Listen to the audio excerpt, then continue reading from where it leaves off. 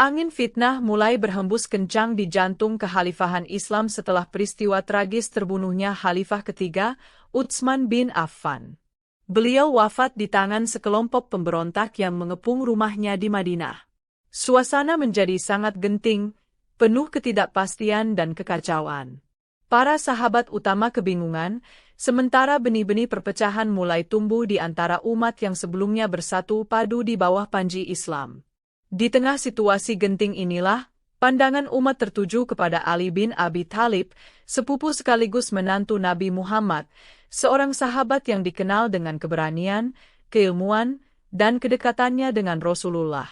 Banyak kaum muslimin mendesaknya untuk menerima tampuk kepemimpinan dan memegang amanah sebagai khalifah keempat. Mereka berharap Ali mampu memulihkan ketertiban dan menyatukan kembali umat yang mulai terpecah. Setelah melalui pertimbangan yang matang dan didorong oleh rasa tanggung jawab untuk menyelamatkan umat dari kehancuran yang lebih besar, Ali bin Abi Thalib akhirnya menerima baiat sebagai khalifah. Namun, ia mewarisi sebuah kondisi yang sangat kompleks dan berbahaya.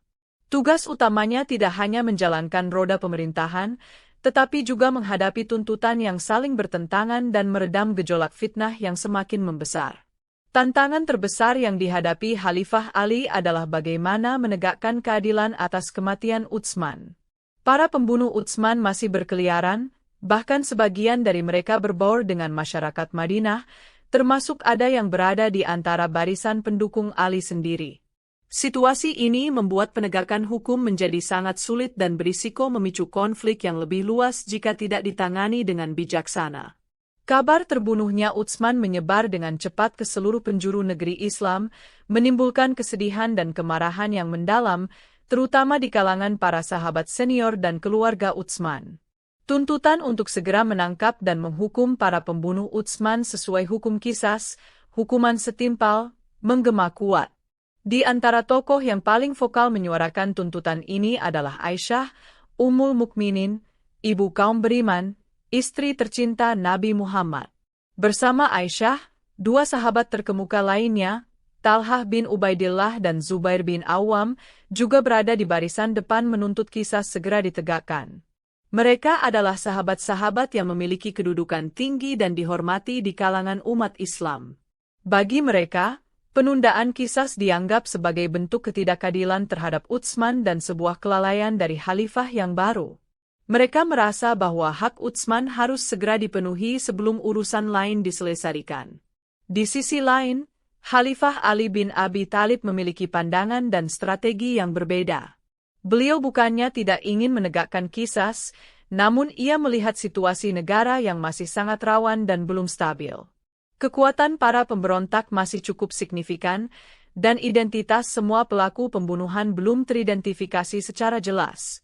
Khalifah Ali khawatir jika tindakan qisas dilakukan secara tergesa-gesa tanpa persiapan yang matang, hal itu justru akan memicu pemberontakan yang lebih besar dan pertumpahan darah yang lebih parah. Khalifah Ali berpendapat bahwa prioritas utama adalah memulihkan stabilitas pemerintahan, mengkonsolidasikan kekuatan negara, dan menyatukan kembali barisan umat Islam. Setelah kondisi negara kuat dan terkendali, barulah proses hukum terhadap para pembunuh Utsman dapat dijalankan secara adil dan efektif. Perbedaan pandangan mengenai prioritas dan strategi inilah yang menjadi pangkal perselisihan antara Khalifah Ali dengan kelompok Aisyah, Talhah, dan Zubair, meskipun niat semua pihak pada dasarnya baik, yaitu demi kemaslahatan umat. Merasa tuntutan mereka tidak segera dipenuhi oleh Khalifah Ali di Madinah, kelompok yang dipimpin oleh Aisyah, Talhah, dan Zubair memutuskan untuk mengambil langkah lain. Setelah menunaikan ibadah haji di Mekah, mereka tidak kembali ke Madinah melainkan bergerak menuju wilayah Irak, tepatnya ke kota Basrah. Keputusan ini didasari oleh pertimbangan bahwa Basrah merupakan salah satu pusat kekuatan militer dan politik yang penting, di mana mereka berharap dapat menggalang dukungan yang lebih besar. Tujuan utama pergerakan mereka ke Basrah adalah untuk menghimpun kekuatan dan massa guna menekan Khalifah Ali agar segera melaksanakan qisas terhadap para pembunuh Utsman. Mereka membawa serta baju gamis Utsman yang berlumuran darah dan potongan jari istrinya, Naila, sebagai simbol untuk membangkitkan semangat umat menuntut keadilan. Kabar kedatangan rombongan besar yang dipimpin oleh Ummul Mukminin Aisyah dan dua sahabat senior ini disambut dengan berbagai reaksi di Basrah. Sebagian penduduk Basrah menyambut baik kedatangan mereka dan menyatakan dukungan terhadap tuntutan Qisas. Namun, sebagian lainnya tetap setia kepada Khalifah Ali bin Abi Thalib yang sah dan menganggap pergerakan ini sebagai bentuk pembangkangan terhadap pemimpin umat Islam. Gubernur Basrah pada saat itu, Utsman bin Hunayf, yang diangkat oleh Khalifah Ali, berusaha menengahi namun situasi semakin memanas dan sulit dikendalikan. Pergerakan menuju Basrah ini menandai eskalasi konflik internal umat Islam. Perselisihan yang awalnya berupa perbedaan pandangan politik dan hukum, kini mulai bergeser ke arah potensi konfrontasi fisik. Umat Islam dihadapkan pada sebuah dilema yang sangat menyakitkan. Harus berpihak kepada siapa di antara para tokoh yang sama-sama mereka cintai dan hormati. Fitnah benar-benar telah menyebar luas, mengancam persatuan yang telah dibangun dengan susah payah oleh Nabi Muhammad. Mendengar kabar pergerakan kelompok Aisyah, Talhah, dan Zubair menuju Basrah serta potensi konflik yang semakin besar, Khalifah Ali bin Abi Thalib merasa sangat prihatin. Hatinya diliputi kesedihan mendalam membayangkan kemungkinan terjadinya pertumpahan darah di antara sesama Muslim, bahkan di antara para sahabat Nabi Muhammad. Sebagai pemimpin umat, ia merasa bertanggung jawab untuk mencegah tragedi tersebut sebisa mungkin. Meskipun memiliki legitimasi sebagai khalifah dan kekuatan militer yang cukup untuk menghadapi kelompok penuntut Qisas, Khalifah Ali memilih jalan damai sebagai prioritas utama. Ia memutuskan untuk berangkat dari Madinah menuju Irak, bukan dengan niat untuk berperang, melainkan untuk berdialog, menjelaskan posisinya, dan mencari titik temu demi persatuan umat. Beliau membawa serta pasukannya, namun dengan instruksi jelas untuk menahan diri dan mengedepankan negosiasi. Selama perjalanan dan setibanya di dekat Basrah, Khalifah Ali tidak henti-hentinya mengirim utusan dan surat kepada Aisyah, Talhah, dan Zubair. Ia mengingatkan mereka tentang persaudaraan sesama Muslim, tentang bahaya perpecahan, dan tentang pentingnya menjaga kehormatan darah kaum beriman. Ia menjelaskan kembali alasan mengapa ia menunda Qisas, yaitu demi kemaslahatan yang lebih besar dan menghindari fitnah yang lebih parah. Secara khusus, Khalifah Ali berusaha menyentuh hati Talhah dan Zubair, mengingatkan mereka akan kedekatan mereka di masa lalu dan pesan-pesan Nabi Muhammad. Diriwayatkan bahwa Ali mengingatkan Zubair tentang sabda Nabi Muhammad kepadanya di masa lalu, "Engkau, Zubair, akan memerangi Ali, dan engkau berada dalam posisi yang salah, zalim." Mendengar pengingat ini, Zubair dikabarkan mulai merenung dan mempertimbangkan kembali posisinya. Upaya damai Khalifah Ali menunjukkan kebijaksanaan dan kesabarannya dalam menghadapi krisis yang sangat pelik ini. Upaya damai yang tak kenal lelah dari Khalifah Ali bin Abi Thalib akhirnya mulai menunjukkan titik terang. Setelah kedua belah pihak berhadap-hadapan di wilayah dekat Basrah, pintu dialog terbuka. Khalifah Ali bertemu langsung dengan Talhah dan Zubair untuk membicarakan akar permasalahan dan mencari jalan keluar terbaik bagi seluruh umat Islam. Suasana pertemuan dilaporkan berlangsung cukup baik, penuh dengan semangat untuk mencari kebenaran dan menghindari pertumpahan darah. Dalam perundingan tersebut, Khalifah Ali kembali menegaskan komitmennya untuk menegakkan keadilan bagi Utsman, namun ia meminta kesabaran dan dukungan agar stabilitas negara dapat dipulihkan terlebih dahulu. Ia menjelaskan kompleksitas situasi dan bahaya yang mengintai jika tindakan gegabah diambil. Talhah dan Zubair, setelah mendengar penjelasan langsung dari Khalifah Ali dan mungkin juga teringat akan ikatan persaudaraan serta pesan-pesan Nabi, mulai menunjukkan tanda-tanda melunak. Kesepakatan damai tampaknya sudah di depan mata. Kedua belah pihak setuju untuk menahan diri dan mencari solusi bersama. Kabar baik ini membawa angin segar dan harapan bagi banyak kaum muslimin yang cemas menanti hasil perundingan. Mereka berdoa agar Allah menyatukan kembali hati para pemimpin mereka dan menghindarkan umat dari bencana perpecahan dan perang saudara. Malam harinya, kedua pasukan berkemah dalam suasana yang relatif tenang, menantikan hari esok untuk meresmikan perdamaian. Khalifah Ali merasa lega bahwa upayanya tidak sia-sia. Ia berharap tragedi pertumpahan darah sesama Muslim dapat dihindari. Namun, takdir berkata lain. Ada pihak-pihak yang tidak senang dengan tercapainya perdamaian ini, pihak-pihak yang justru menginginkan kekacauan terus berlanjut. Di tengah harapan perdamaian yang baru saja bersemi, terselip duri dalam daging. Terdapat sekelompok orang yang dalam banyak riwayat sejarah disebut sebagai kaum Sabayah, pengikut Abdullah bin Sabah, atau kelompok penyulut fitnah lainnya yang merasa terancam dengan tercapainya kesepakatan damai. Mereka adalah pihak-pihak yang diduga kuat terlibat dalam pembunuhan Utsman atau memiliki kepentingan agar kekacauan terus berlanjut. Perdamaian berarti posisi mereka akan terancam dan kejahatan mereka akan segera terungkap. Di kegelapan malam, ketika sebagian besar pasukan dari kedua belah pihak sedang beristirahat dengan tenang menantikan fajar perdamaian, kelompok penyulut fitnah ini melancarkan aksi provokasi licik.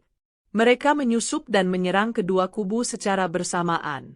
Sebagian dari mereka menyerang pasukan Khalifah Ali sambil meneriakkan slogan-slogan yang seolah-olah berasal dari pasukan Aisyah, sementara sebagian lainnya menyerang pasukan Aisyah seolah-olah serangan itu datang dari pasukan Khalifah Ali. Tindakan provokasi ini berhasil membangkitkan kepanikan dan kemarahan di kedua belah pihak. Masing-masing kubu merasa dikhianati oleh pihak lain yang mereka anggap telah melanggar perjanjian damai yang baru saja disepakati. Suara takbir perang, dentingan pedang, dan teriakan saling tuduh memecah keheningan malam. Upaya para pemimpin untuk menenangkan pasukan mereka sia-sia di tengah kekacauan dan kesalahpahaman yang disengaja ini. Ketika fajar menyingsing, pertempuran besar yang sangat ditakutkan pun tak terhindarkan. Pertempuran ini kemudian dikenal dalam sejarah sebagai Perang Jamal, Perang Unta, karena pertempuran sengit banyak berkecamuk di sekitar unta yang membawa haudaj, sekedup atau tandu tertutup, yang ditunggangi oleh Ummul Mukminin Aisyah.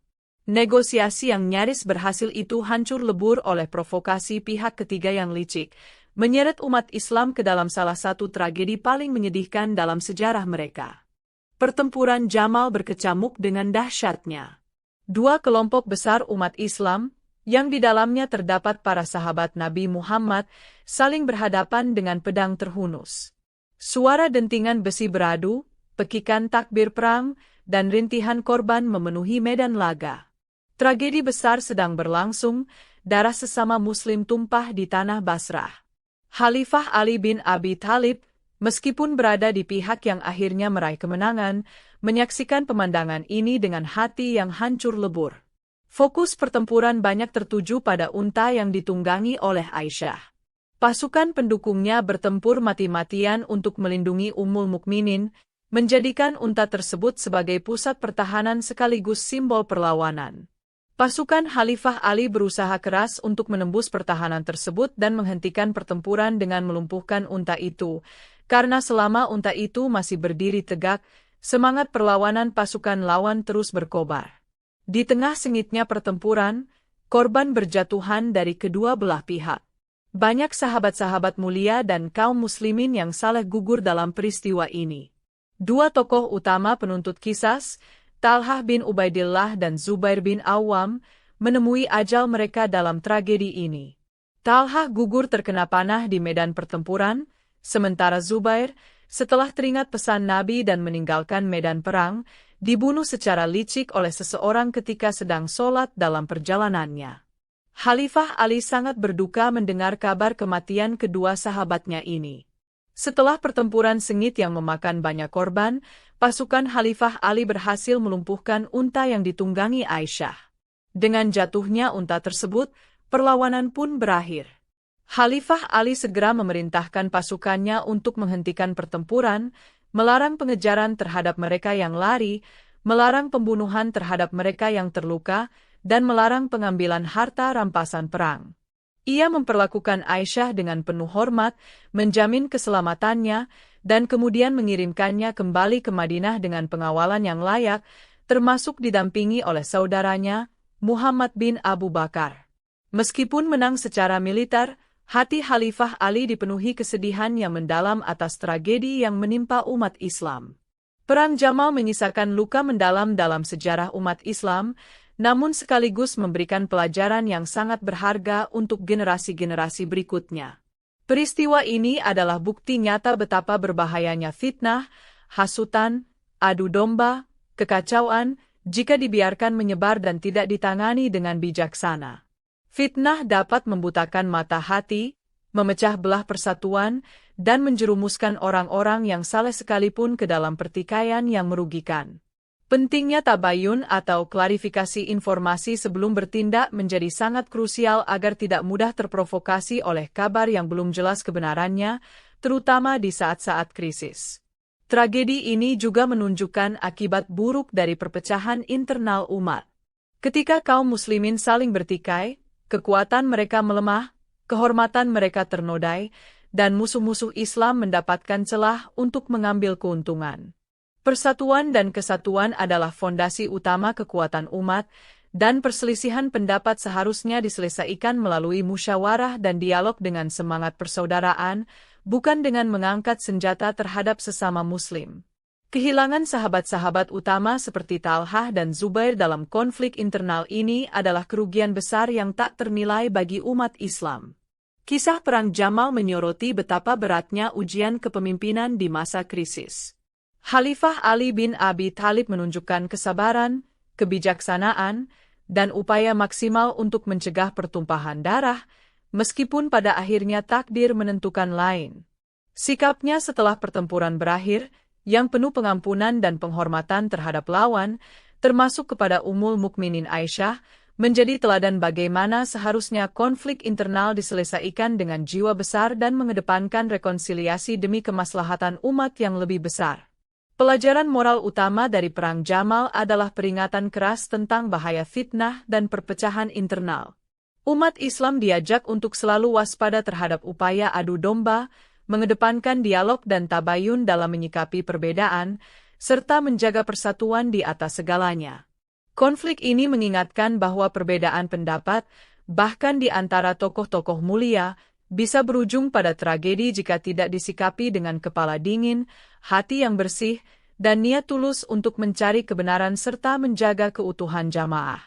Keteguhan Khalifah Ali dalam mencari solusi damai dan kesedihannya atas pertumpahan darah menjadi cermin bagi pemimpin dan umat agar selalu mengutamakan perdamaian dan persaudaraan.